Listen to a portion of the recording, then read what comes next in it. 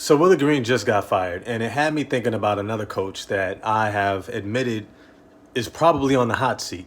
But the hot seat is more so a circumstance of also what the front office is or isn't going to do. They have got to make some changes to this roster. And here's a couple thoughts. They need to go over to the Chicago Bulls and say, hey, you know that trade we did a while ago for Vucevic, for Wendell Carter Jr.? Can we get that back? Because we need a stretch big, and y'all need a rim protector.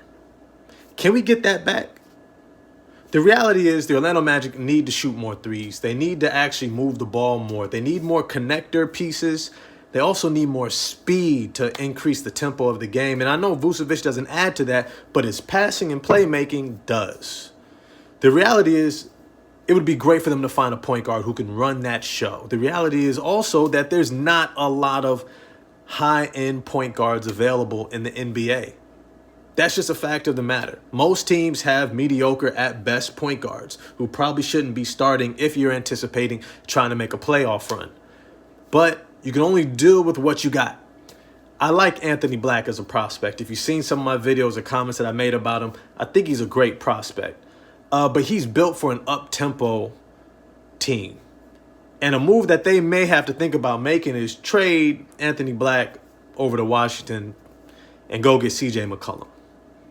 They need a guy who can run the show over there, who can also shoot threes. And when you got someone like Jalen Suggs next to you, you don't necessarily need to be the greatest defender either.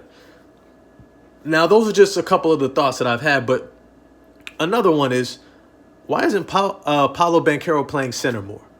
You know, in an era of the NBA where you're always looking for mismatches or looking for ways to create advantages, Paolo Banchero at center seems to be an obvious. Now, I know they have a bunch of centers there, whether it's Mo Wagner, whether it's Goga Bitadze, whether it's Wendell Carter Jr., right? Even Jonathan Isaac, right? They got too many damn centers.